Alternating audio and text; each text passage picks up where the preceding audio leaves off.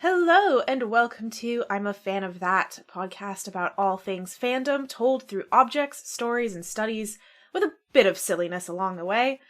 Your hosts on this journey are pop culture writer, journalist, and cosplay expert, Holly Swinyard, and myself, Vivian Asimos, a public anthropologist and pop culture academic with a PhD in religion and popular culture.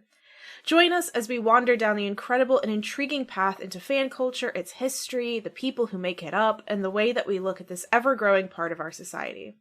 Fair warning, we may talk about some adult themes, use some adult language, and possibly get a little bit nerdy about the whole thing. You have been warned.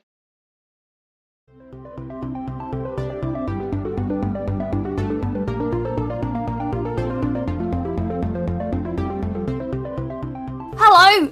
And welcome to I'm a Fan of That. I don't know what that voice was. Where we talk about the wonderfully complicated world of fandoms through the objects we love. I can't stop laughing now. Vivian set me off laughing at the beginning of this recording. And I can't do the introduction properly anymore. But that's fine. I'm not even going to do it again. I'm just going to leave it at that.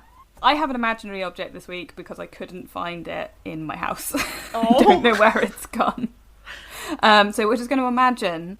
And considering you can't see it anyway, listener, humans out there in the audioverse... Yeah, they wouldn't have even known. I know. I could have lied. Well, I'm just being too honest. But the object this week is an Arc Reactor, which I do have somewhere, I promise. Because I really want to talk about the Marvel Cinematic Universe and its everything to do with its history and Disney and capitalism. Oh, terrifying. Oh, Ollie's going to go on a rant. No. I have to say, I have for a long time, I've loved superhero movies. I've kind of fallen out of love with them a little bit recently. I think a lot of people have. I think there's a sort of formulaic thing happening. But every so often there's one that makes me go, that was good. I enjoyed this one, you know? I really enjoyed Werewolf by Night? That was great. The one they did for Halloween. It was all done in the style of B-movie, like old school B-movie horrors.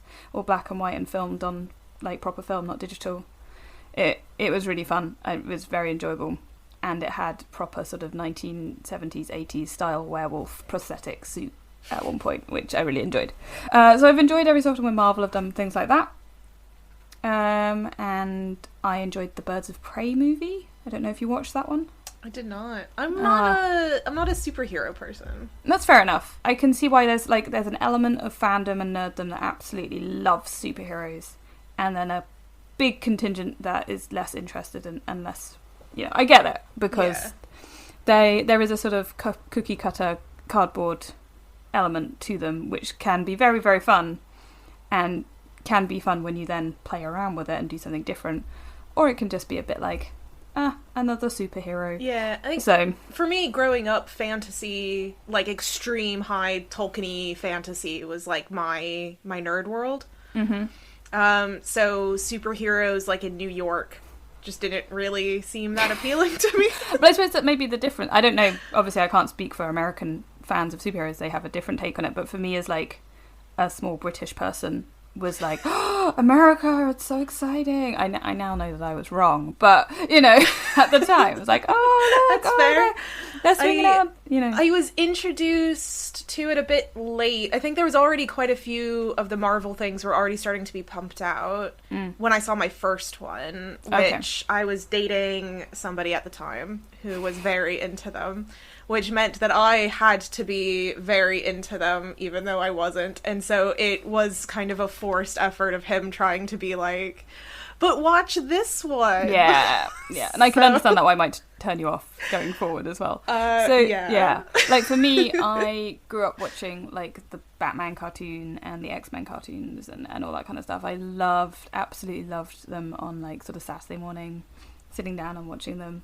I continue to this day to be a massive Teenage Mutant Ninja Turtles fan. I absolutely, because also I don't know how many people know this, Teenage Mutant Ninja Turtles is a satire of Daredevil on purpose. And so like they took the sort of grim 90s, late 80s style comic books and completely satirized them. And so the version that most people know from like the cartoon that they got in like the early 90s is not what the comics are. It's so funny to me that people are like, oh, it's bright and colourful. And I'm like, yeah, those comics where the only colour that's used in them is red, and Raph is so angry his only lines for quite a long time is just grrr. You know, like, it's so a juxtaposition to see these two things. But both are good, both are fun, both are very silly, and are turtles who are ninjas. So I did watch Freakazoid as a kid. When you said Really? Saturday morning cartoons, I did think of so that was probably Yeah. It's sad to say that growing up, probably my only superhero fandom would have been Freakazoid. It's not a bad one to pick, to be fair, it's great. And I like those ones as well because they're kind of satirical for kids, right? So Yeah. you knew enough about superheroes to know that was satirical, which is like what The Incredibles is, right? You know, Yeah. the Incredibles is very, very funny because for any age group you know enough about the superhero genre for that to be entertaining.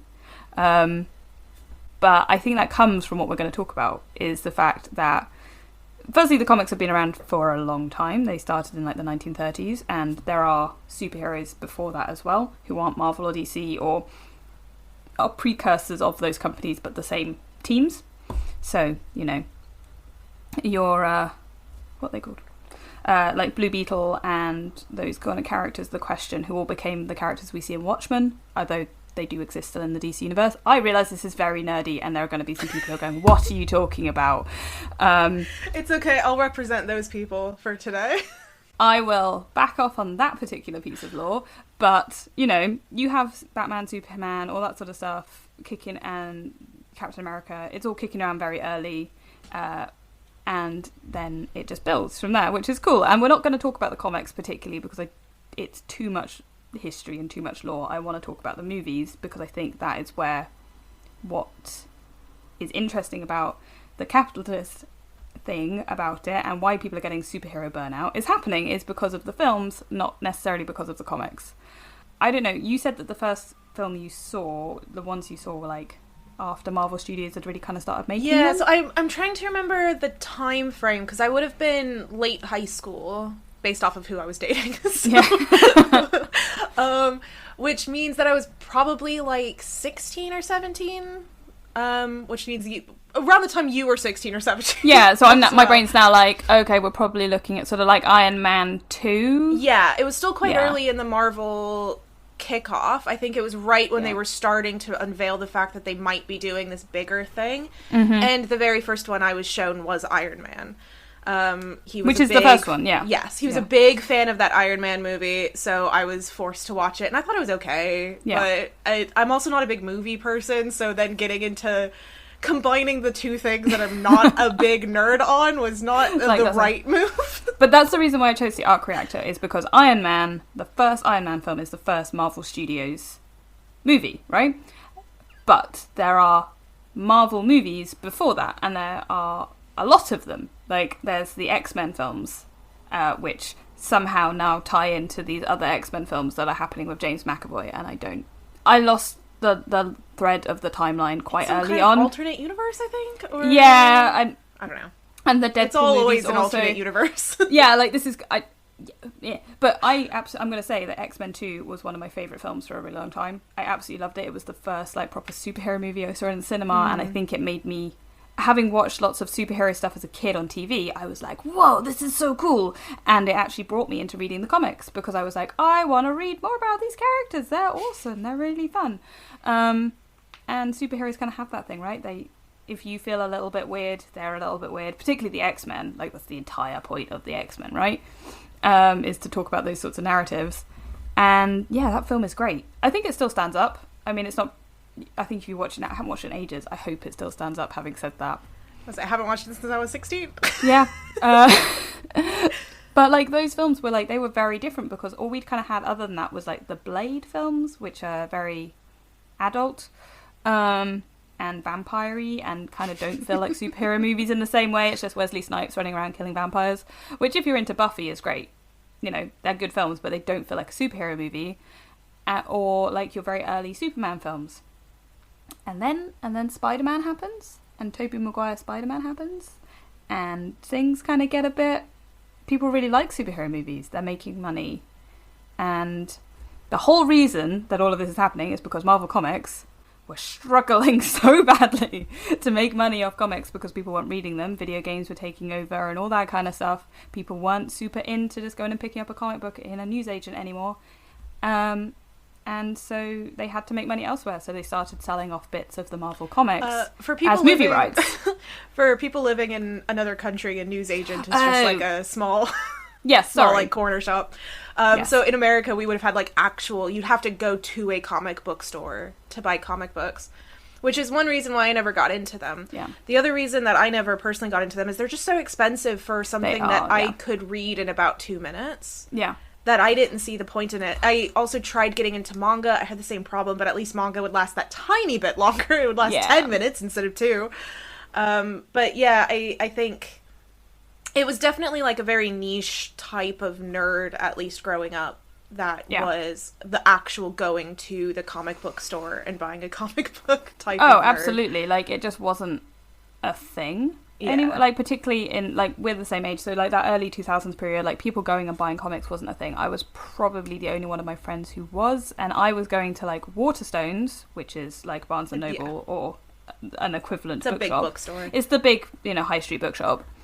And buying the trade paperbacks, which are the collected ones of, like, the whole story. So instead of buying the single issues, I would buy the big volumes to get the whole story. That's fair. And that, more like a graphic novel, right? Mm. And I would be reading those, which, honestly, I kind of feel like that's where the money is if you're making comics, but that's a whole other story. So, yeah, so basically around this period, into the 90s and early 2000s, people aren't buying comics.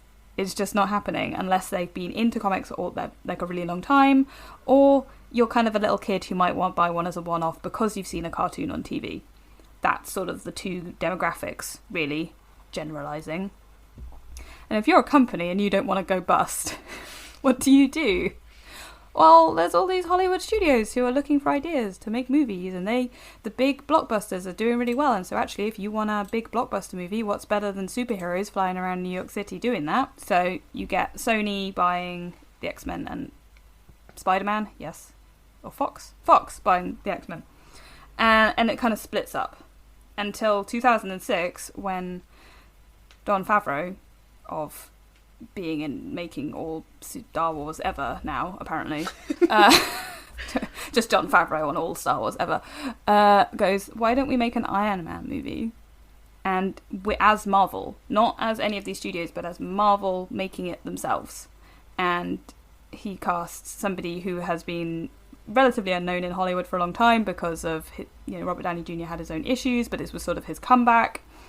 And this movie is, like, somehow a peak moment of, yeah, this is amazing, We've just had the Christopher Nolan Batman movies, which are dark and dismal and very, very long. And, like, oh my God, you have to, like, turn the brightness up on your screen to see what's going on, kind of thing. And suddenly you get Iron Man, who's bright gold and shiny red, and it's fun and exciting, and they really lean into the campiness of superheroes and the snarky remarks, and fight scenes actually having dialogue through them, so it's not just like action, and it feels very kind of nostalgic, really. You get that kind of 1980s action movie vibe from them, and it does really, really well. Iron Man does incredibly well. Nobody saw it coming. Nobody, because Iron Man's a B-movie like a B-list superhero, really, or at least he was at the time. He wasn't really one of the main leads that people knew about. He wasn't Batman, he wasn't Superman. I know they're DC, but they were the names. Even like Captain America, people were kind of like about, and Thor, Marvels weren't household names at the time at all. The DC ones were, because DC had done really well with their cartoons, and suddenly this movie does really, it smashes everything. People weren't expecting it. And so Marvel go, we could make another one. Let's make another one. And they do. And then they start building up this thing of, like, let's bring in other characters. Let's start crossing things over, because that's what happens in the comics. And nobody else was doing that. They were just standalones, right? And the characters that were in them were the ones that were in that franchise. They weren't thinking about crossing over with anything else. And I think, really, realistically, that's what made the difference with Marvel Comics, is that Marvel Studios even, is that they leaned into what comic books are. They're stupid. They make no sense. They massively cross over every story ever, and sometimes that works and sometimes that doesn't. They're really, really fun, and you actually give a crap about these characters. And I think that's it. And I actually think that's why Disney saw potential in them, because of the massive, massive franchisable nature that you have. Disney like that. They like having as many characters in movies as possible. What has happened is that Disney saw potential and went, we can do this and we can make it quite formulaic. We can get a lot of films out in a short period of time.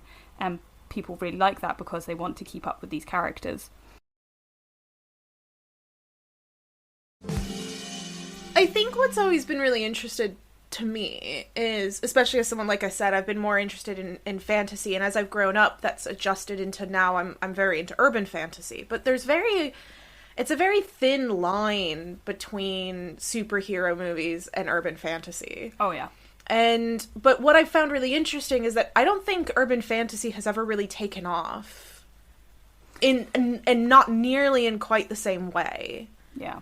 As superheroes are. So is there why do you think that is? So after this little history lesson I've given, I'm really sorry. It felt like I was just like, and here's the history of the MCU.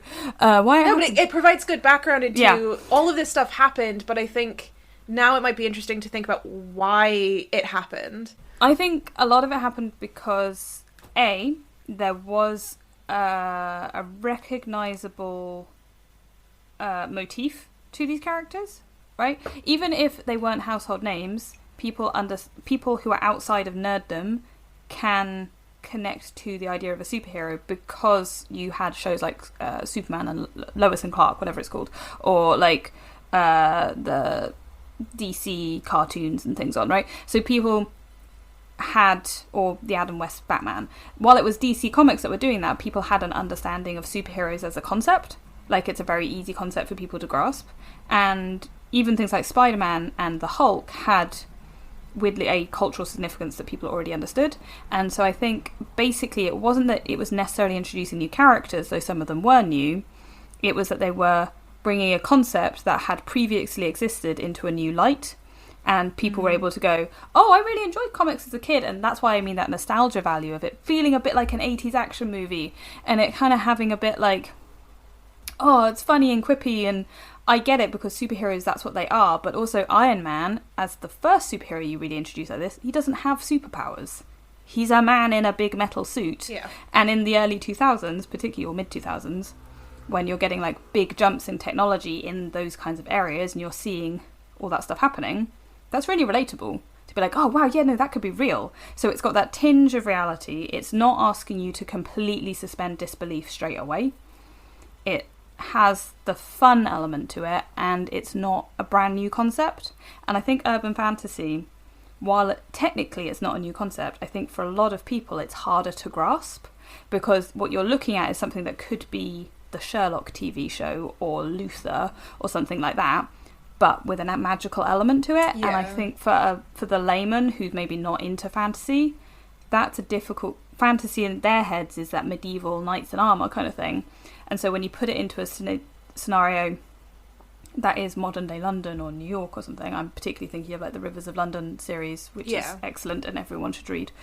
Like those ones, I think people struggle with if you're not adept as somebody who's interested in fantasy in the first place, because I think a lot of people would pick those books up thinking, oh, this is going to be a detective series, and then suddenly there's a supernatural element to it, or there's a magical element to detective. it. Exactly, and you're like, oh, okay. And so either you're going to get really into that, or you're going to kind of be like, oh, that's not quite what I was here for, and move on.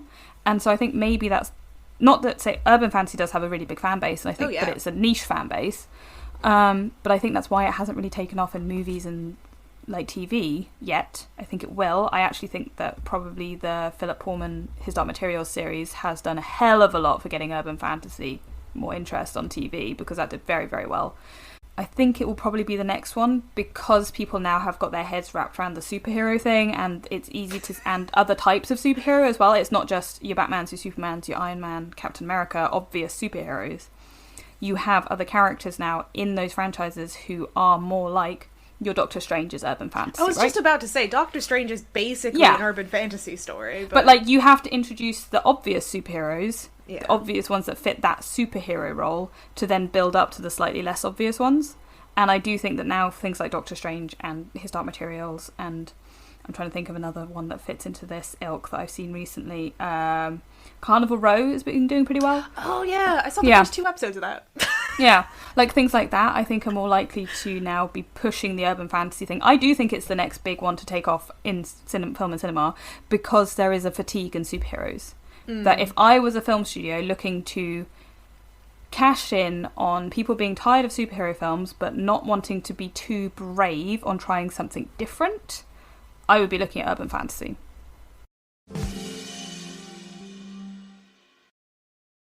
This is kind of linked to that capitalism thing, is because actually, while there is a nerd element to it and all that kind of stuff, the way you get things like superhero movies made is once you've proved that there is a market for them that is advertisable, and you can, kids love superheroes, but so do adults. It's not just one market or another. You can have both. Isn't that exciting? Whereas I think urban fantasy is much more of an adult genre for the most part. You're less likely to have young children, which superheroes attract both, interested in, say, urban fantasy or even straight fantasy, really. Like, I was amazed that the Dark Crystal TV show didn't do better. And I'm assuming it's just because despite the fact that it did really well with critics and did have a large-ish audience, it wasn't hitting multiple target demographics. It was only hitting one. Probably. Because it's quite a niche type of fantasy, even though it's really good. And I think that is part of the issue, and that's why we're seeing Netflix cancelling things. It's why we're seeing Disney kind of announcing 20 movies down the line and all this sort of stuff, because you can get the hype out of something, but you want to make sure people are going to be like, oh, my kids will really like that, but I'll also go and see it again with my mates. Or I might take my kids to see it in the cinema, but we'll get Disney Plus so they can watch it at home. That's, the thing, right? It's a continuous thing of how do we squeeze more money out of the very dead donkey, really, I think, yes, definitely. There's definitely a money element. I don't want to, reject that. But I think there's a really interesting element of kind of transmedia storytelling, which is, I can't remember if Henry Jenkins was the one that primarily talked about this or not, but basically the idea... Probably. He talked about a lot of things. He talks about everything, and I'll probably mention him many times. But the idea is that you get... A story isn't just in one format, that it's in many formats. So to be, super into, I don't know, Iron Man... You don't just watch the movies, you also watch the Avengers, and you also read the comics, and you also watch the TV shows. And I think at the beginning, it felt like it was removing the because as much as it was only comic books, it was many different avenues of the comic books. But I think now, instead of it being comic books and everything, it's the multiple movies and the TV shows that all kind of weave into the full story. Yeah. And also you have the option of, if you want more from these characters but in another universe, you have the comic books, which are still telling their own stories and doing their own things, and none of that's been disregarded. It still exists, and you can go and pick it up. And it means what you do is you get more. There is the pie is infinite, really, when it comes to these things, because then you've got video games that are linked but not the same storyline. So it's not adding to one storyline, it's creating multiple ones with these same characters. And I think that's really interesting. Like, it is transmedium, like it's literal multiverses where all of them, and Marvel is very clever because Marvel Comics already had a multiverse in place. So, which included things like their cartoons and other franchise mediums even. So when the movies came along, they were just able to be like, oh yeah, no, none of this takes away from any canon ever. It's just this universe is not this universe. They're still happening at the same time. It's the same characters, different trouser leg of time, essentially, if we're going to use a Terry Pratchett reference, because of course we are. So I think that's what really works, and I think that is that transmedia thing, right? It's like, you can go and get more of the infinite pie, because there's more stories to tell with these same little dolls. We're going to move the dolls over here and do this with them now, So there is none of them is, and I quite like that, particularly as somebody who has no issue. I don't care about canon particularly. It's not something I'm particularly fussed by. It used to be more, but less so now. And it means that if I want to pick up a Invincible Iron Man or something, I've got it on my shelf, I can read it and it doesn't affect what's happening in the MCU. Or I can watch a new Iron Man spoilers for people who don't know, in the MCU, Iron Man is dead. Right? He's not dead in the comics. He's fine. You know, so just stuff like that. Like, that's a complete narrative difference. And yet, they still work perfectly well together. One doesn't cancel out the other, and it doesn't make for people having an argument on Twitter. You know? Because everyone's accepted that they're different universes for the same characters. I mean, they'll always have arguments on Twitter. Oh, absolutely. They'll have arguments about other things, but it's hard to have an argument about that. You know? It's really fascinating. I think it is why they're so successful. You know, there is definitely like I said, the money, the Disney machine has been thrown behind this franchise, and once Disney decides something's going to get big, Disney will do everything they can to make that happen. Well, yes. So so there's a whole thing, as somebody who kind of spends a lot of time talking about how meaningful and important pop culture is, I definitely have people that are like, oh, but capitalism. Yeah. I think I'm playing devil's advocate a bit here with this. Yeah, I think it's valid. Like, obviously, something that doesn't have a big budget for marketing or something like that is less likely to capture the attention of people than something that has all the marketing in the world of the Disney Corporation behind it. However, that doesn't always necessarily equate to it being actually picked up by audiences. I mean, there are so many examples that we can think of big, high-budget movies that just completely flopped. I mean, if you think about, I know the Fast and Furious films have a fan base, but they have clearly been desperately trying to create a sort of fandom fan base through, like, meme culture and all this sort of stuff, and it's just not working. People go and see those movies because they're silly and dumb, but they're not going to write fanfic about it. They're not going to create an ongoing cult fandom of Fast and Furious. Yeah. Maybe I'm wrong, maybe there is one. But you can kind of see, like, the last movie came out, and there was just suddenly all of my social media was flooded with memes, and I was like, who's making Fast and the Furious memes? And it turned out it was the company that was the marketing scheme, right? And I was like, you know what, it's a smart marketing scheme, but it works. It needs to kind of be hitting something first, though, and there's a really fascinating article. I'll probably link it in the show notes. If you have trouble getting a hold of it, just let me know. I can send it to you because I've got copies of it. But there's an article by Joseph Laycock that talks about the history of He-Man and the Masters of the Universe. Yeah. Where basically, I know this is going into a He-Man avenue, but it's somewhat related. Because in the 80s and stuff, for people who are incredibly young, TV shows that were associated with toys were actually made to sell the toys, not vice versa.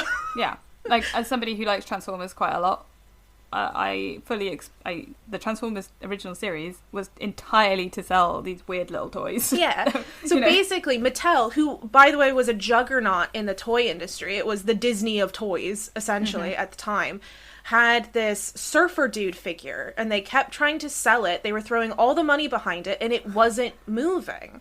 Yeah. So they hired some people to craft a story around this guy. They completely changed it. He wasn't a surfer man anymore. They made him He-Man. And they wrote the Masters of the Universe. Yeah. They crafted it after a lot of mythology and understandings of how those stories are structured.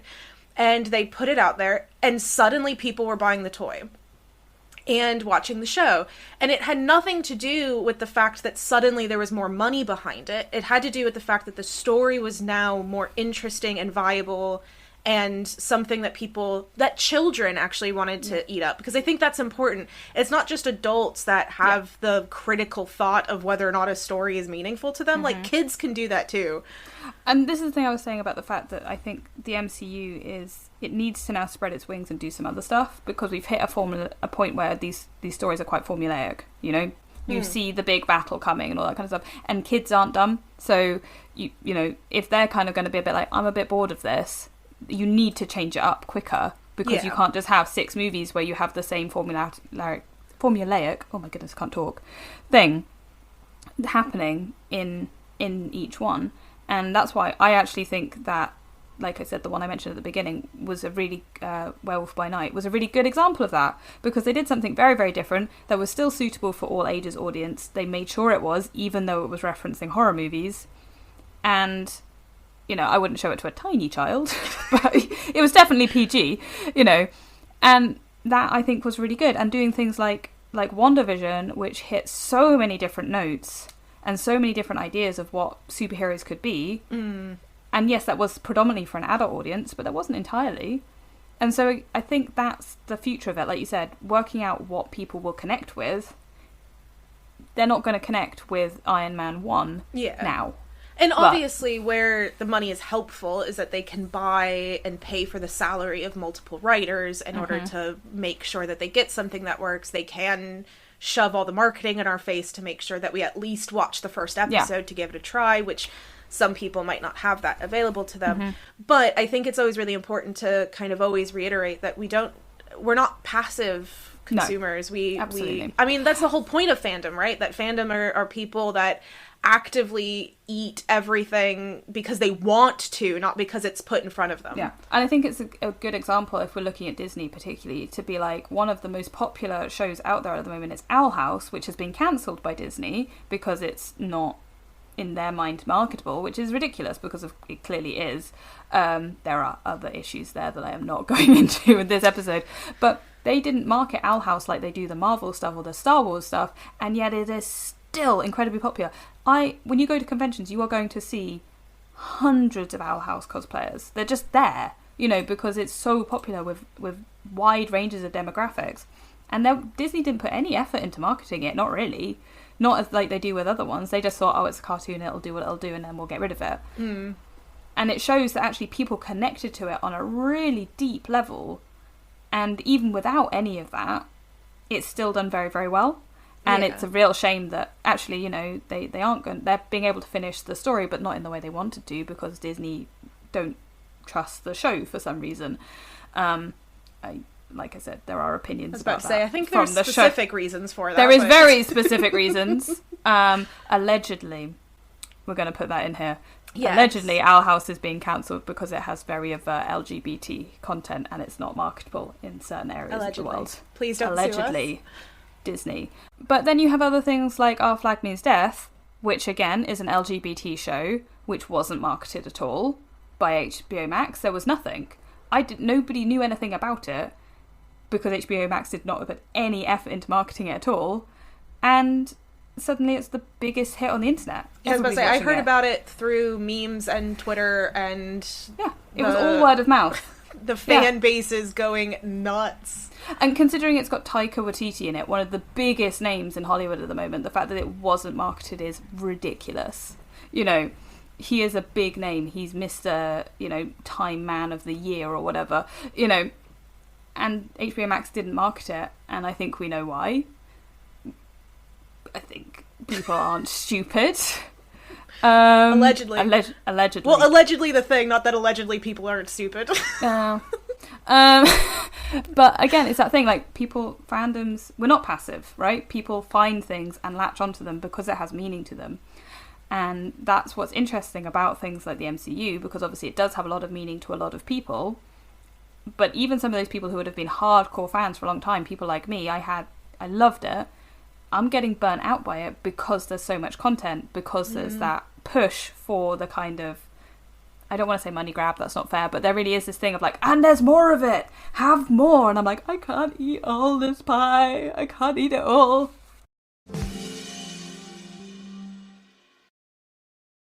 One of the things that I always find really interesting is when there are copies of something that doesn't suddenly work. I always try to like really look at it and try to figure out like what's the difference here. And it's always something that you can't really point at and go that. It's always some kind of soul of a project that you can't really feel. I remember, this is slightly off track from Marvel, but I'll bring it back, I promise. But I went to an academic conference once on pop culture stuff, and there was somebody who was giving a presentation on like food porn things. Okay.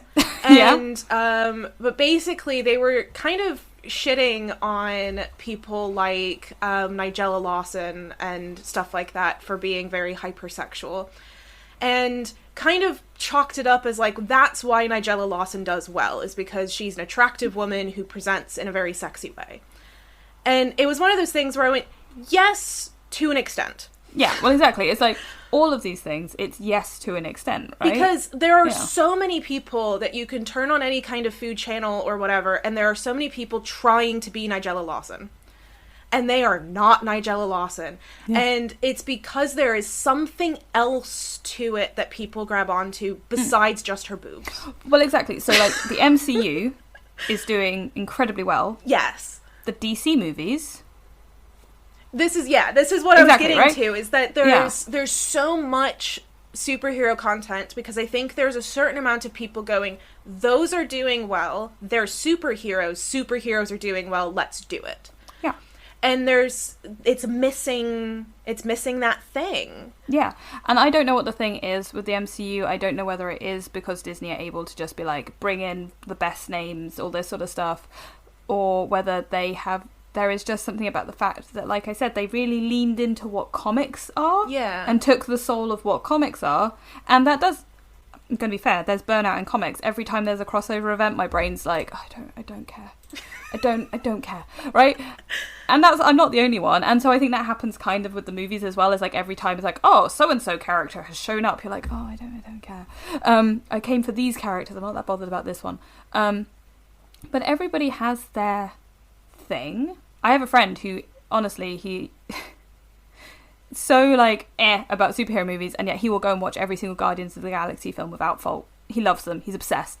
Guardians of the Galaxy, best thing ever, right? But he doesn't care about Captain America. Like, in the same way that I will probably watch any film that's kind of... I love the Black Panther films.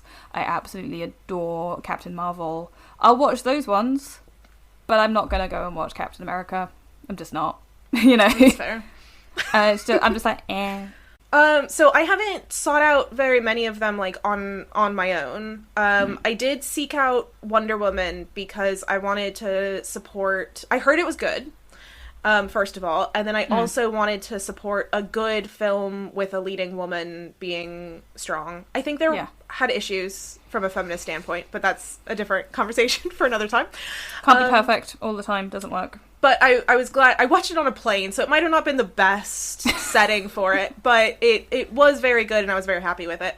I did watch Black Panther for similar reasons, but for black rather than women, although there are some very kick-ass, badass women in that one as well. Yeah, the second film is just like women of colour do amazing things for 2 hours. It's on our list because it's a similar idea. We want to make sure that our views are getting counted towards something. Yeah, and like also that. Namor. I'm going to out myself now. Namor is one of my favourite characters in the comics. He always has been. He is not even an anti-hero. He is whatever he wants to be at any given moment, and he will fuck shit up. And I love him because he's a bastard, and I'm sorry because there's a lot of swearing now. I love him so much, and they did him so well in the movie. He absolute justice to this character. I was so happy. Even with the changes they made, I actually thought the changes improved the character. So happy when one of your faves is done well, you know? Yeah. It's like, oh, I was so pleased with this. But yeah, I think, like the Avengers has never really... I don't know, it never really captured me. I have very problematic things associated with Captain America because I'm from America. So, that I'm never going to go see a Captain America film just on principle. So there's a lot of, like you said, there's a lot of picking and choosing within things. But I think that sometimes you find very similar people picking and choosing very similar aspects. Yeah. And it's because of that thing we're talking about, of people finding that thing that means something to them, like kick-ass women. Yeah. Or like, I really liked Shang-Chi. It was incredible, but it was because it was so different. And it's directed and written by people from Chinese cinema, so it came, they brought all of the joy of Chinese martial arts films to this and kept it feeling like an MCU film. It's so well done. It's so beautiful. It's so unusual for the MCU, which is, again, the same with Black Panther, that thing of bringing in people from that community to write this film, to make sure it feels authentic, to make sure it celebrates and represents the people it's meant to celebrate and represent rather than being tokenistic. Those are the ones that stand out to me, right? It's why, weirdly, Thor Ragnarok stands out, because it's so joyous as something where... somebody from a community who wasn't like necessarily the Hollywood elite went, I'm going to make something dumb and it's going to be really funny, and it is, and it works. So it's like, those are the ones that really stand out, and I will go back to over and over again, because they took this formula, which is a formula to a greater or less extent, put their own mark on it, and turned it into something brilliant. Because the formula isn't bad. I feel like I'm saying the formula is bad. It's not. The formula works. All storytelling, in a sense, is a formula. And so it's not necessarily that being a formula or following a formula is necessarily a bad thing, because that's just writing. But it's the Nigella thing, right? So you have the Nigella formula, and then you put the soul of the person who is making Black Panther or making Shang-Chi or making Thor Ragnarok into it, and suddenly that formula is elevated above. Should I trademark the term the Nigella formula? I absolutely think you should. I think it's going in with the swimming pool one. Okay, swimming pool, Nigella, done. I'll throw it in a book as soon as I can. I'll put it in mine first and I'll steal it from you. No!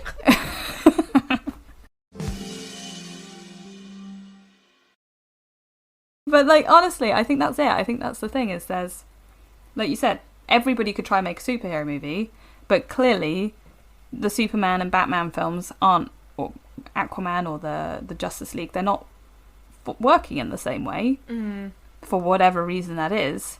And, the MCU have got it nailed. And I can be capitalism as much as I want about Disney, but they still work and people still want to watch them and people love them. Those Superman films had a lot of fucking money behind them. Sorry. Yeah. Had a lot of money behind them. It's okay, we have an intro now that warns people. Yes.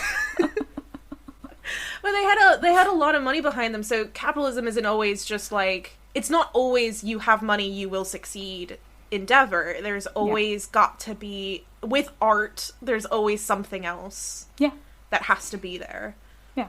And I actually think you see it in that first Iron Man movie. I think Jon Favreau sitting down and going, I'm going to make a comic book movie and it's going to feel like a comic book. I'm not going to make quippy comments about oh, what were you expecting? Yellow spandex from Wolverine when they're wearing black leather. It's not going to we're going to lean into it and we're going to accept that that's what this genre is. It is silly and it is campy and it is all about having a fight sequence where you make a funny comment about how the villain's not doing being a bit rubbish or something.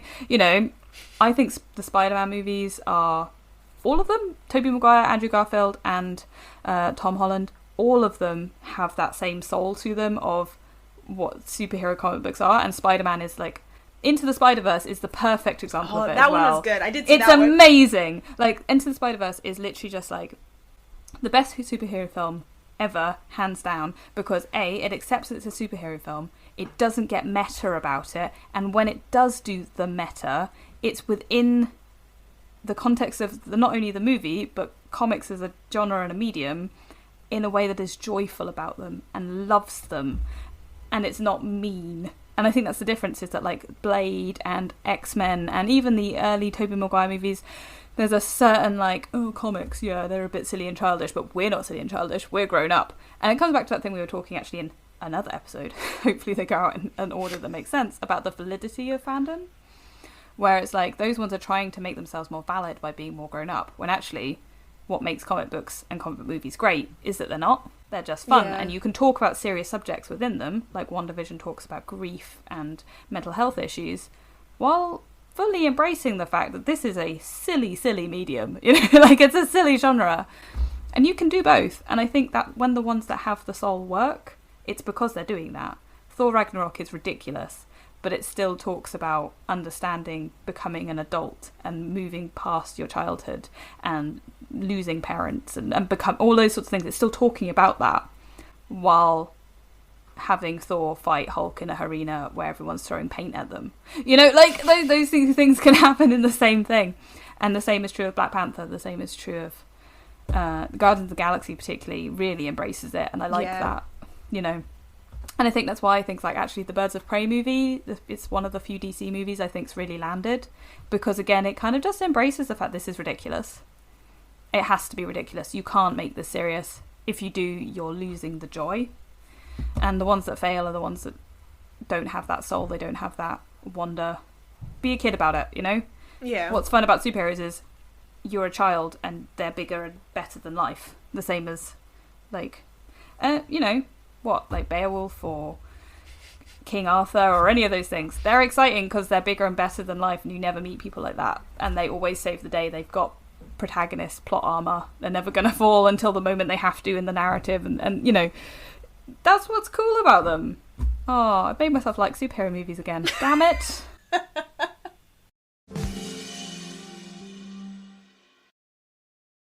That's another one that's quite... I mean, we could probably have we'll do it a whole episode. We're quite late in the episode to start digging into Star Wars, but... No, we can't, and I'll go down a rabbit hole. But again, also because Disney. But, you know, that's another thing that has suddenly exploded again with all of these new things, and some of them being a lot more successful than others. And that... What it is, what is it that makes The Mandalorian better than that Boba Fett one, even though they were basically the same? And I mean, I think a lot of the problem with Star Wars, and I won't go into this too much, is that a lot of the fans, unlike Marvel, have expectations for these characters that cannot be met. They just can't. Because Boba Fett's been around as a character with no personality, to be fair, since the 1980s. He was just a man in a helmet, right? And then they started adding lore to him, and people place their own ideas onto that character. I think Boba Fett is the perfect example of you're never going to be able to live up, no matter what you do, to what people want him to be. The Mandalorian is good because he's a new character and nobody cares. Like, he has no expectation on him to be anything other than the Mandalorian, right?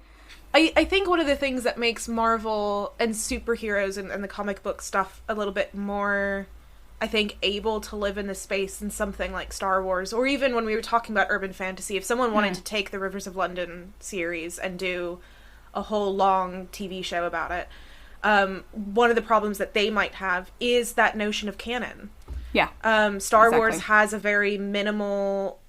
I mean, they've restricted their canon on purpose. They have. They removed the Legends stuff. All of, like, what was the expanded universe is now being completely restricted. They basically said, that's not canon anymore. But if they had left it open, then that would have left those avenues of, that some guy in the 90s wrote a book that was kind of weird, but let's do it. Like, and, like, I mean, some of that is being taken. Like, so, like, the whole... this is getting too much into it. But the Thrawn books are coming into the main Star Wars canon, which is cool because Thrawn's cool and I like him, and that does mean that you're suddenly opened up to a lot of very weird stuff if he exists in Star Wars, which is hilarious. I think a lot of people don't realise. You're like, oh yeah, Thrawn's here, which means okay, right, sure, which is kind of entertaining. But yeah, they by restricting it, but what they did was essentially try to cordon it off in the same way that Marvel Comics is cordoned off. That, like, you have the Marvel Comics universe, but it doesn't work because it was never that. There was always, with Marvel, there has always been a really detailed, lengthy, huge canon of multiverse crazinesses, exactly. of nobody paying attention to what the other comic book artist is doing, and no one caring that they have two different interpretations of it. And I think that's probably something that's going to be difficult for really anything else that doesn't have that set up. You kind of have to go with some kind of online storytelling kind of thing to do something else that already has this kind of multifaceted interpretations. I think it works for them in a way that it will never work for anybody else. I think Marvel is almost the perfect example of how you take all of these stories, all of these facets, all of these things that spread across almost a century worth of work, which in and of itself is mind-boggling to think how many stories there are within that length of time, and then transcend it across not just comics and movies and TV, but video games and prose books, and like you have board games, you have tabletop role-playing games, as many different mediums as you can think of for storytelling. Marvel stretches across. And somehow it all works. Yeah. Nobody else is doing that. Nobody, you know? And like I said, I've clearly convinced myself that these are good things and I like them again by talking about it, which I wasn't expecting, but there we go. But it does remind me of why I found joy in them in the first place, you know, because there was so much to sink your teeth into, and you could pick and choose which bits you liked, and actually it didn't matter if you didn't like some of it. You didn't need to interact with it. You could just be like, that bit, okay, cool. I'm going to read my 100th issue of Loki doing some nonsense. I like Loki doing some nonsense. It's fun. So if you, dear listener, are also having superhero burnout, just remember, you can pick and choose. Yeah, exactly. Find your bit. It doesn't matter. You know, it doesn't matter. I think we should end it there, because otherwise we're going to go on Star Wars, and that's going to be bad. That's fair. But we will talk about Star Wars. I think maybe that's my next time I do a bit of a weird lore video episode. I was about to say video. It's not video. Ollie talks lore about comic books. Oh no! This has actually been really fun. I have really enjoyed it. Well, I'm glad it made you feel better about comic books again. It did, yeah. And I hope it's made some of the people listening feel better about comic books, and able to kind of take a little bit of a look and a step back from these things, so you don't feel so burnt out. Because it's hard when something you love becomes everywhere. Yeah, and just like you feel like you have to keep up with it in a way that, like, oh no, I didn't see that thing, and I'm not. Oh no, it is overwhelming. So it's quite nice that actually you don't need to do that so much anymore. You can just pick and choose, which is great. And also the cinema is expensive, so thank you Disney Plus for making that a little bit easier. Thank you very much for listening. If you liked this episode, there will be more. We will see you next time. Bye-bye. Bye. Thank you for listening. Remember to like, review, and subscribe wherever you are listening to this podcast, and do give it a share. Tell your friends, family, fellow fans. Get the word out however you feel like you can. You can follow us on social media. Links are in the show notes, as well as some links to further reading for anyone who might be interested. Music for this episode was Nowhere Land by Kevin MacLeod, licensed under Creative Commons by Attribution 3.0. This episode was produced by Vivian Asimos and Holly Swinyard.